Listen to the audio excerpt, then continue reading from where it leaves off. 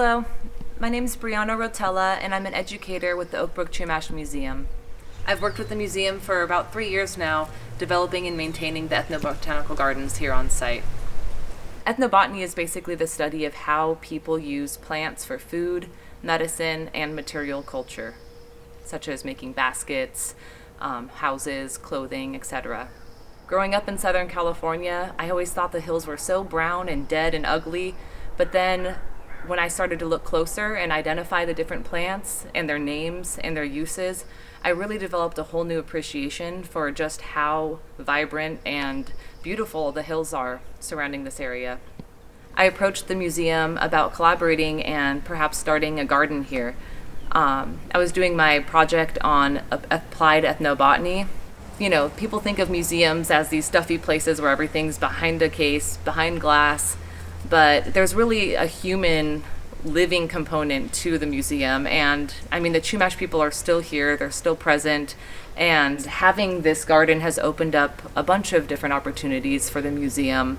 Having indigenous herbalists come and present, using the garden as a teaching tool.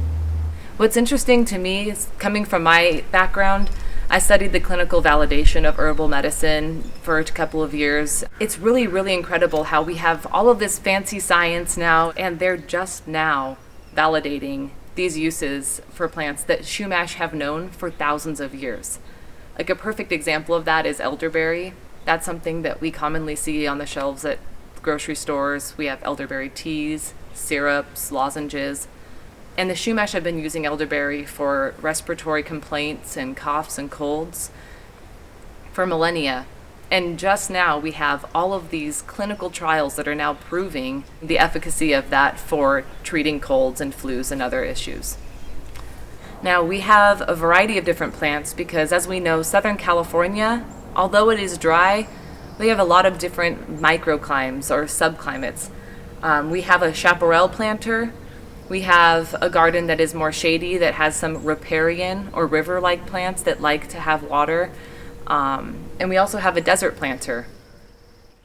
Native plants in California are notorious for being pretty easy to grow. You know, they don't require much water. They don't like fertilizer or mulch. They do best if you just kind of let them be. But that's not really the case with our gardens because we are right next to this huge open space where we have everything from ground squirrels to deer mice to deer that would come through and just chomp all of our nice little fresh saplings. So honestly, pests were one of the biggest problems for us. We had to make chicken wire cages and get mesh netting because the little mice were able to fit in through there, and sometimes deer would even just come up and walk through and just knock over entire trees and bushes, and we'd just be like, no. So that was definitely a challenge at first, but once the plants established themselves after the first year or two and developed kind of harder, more waxy leaves and stems, the rodents haven't been so much an issue. Another issue also were the Woolsey fire. When we had the fires that came through, fortunately the museum survived, but we did lose some of the gardens to the fire. And what's really interesting, though, is, I mean, most of these plants have evolved to thrive in the presence of fire, and some of them will only germinate or regrow once they've been burned. So it was really interesting seeing the landscape completely transform after that fire, seeing some of our oak trees come back, seeing some flowers bloom that I have never seen in my life, and other things like cucumber vine and soap root just take over hillsides that were previously so densely covered you couldn't really see the ground. A large part of these gardens is just simple trial and error.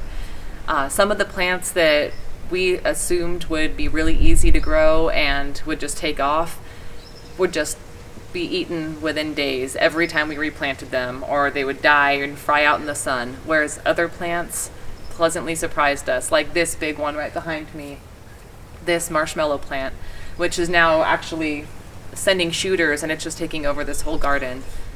If you want to start your own native garden, there's plenty of resources online, and you can also contact your local nursery to find out what plants would be suitable in your yard or area.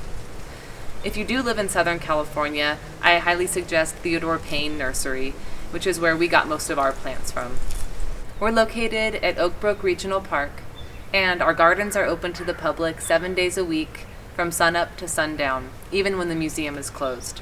So you can go to our website, download a free ethnobotany guide, and then come and check out our plants.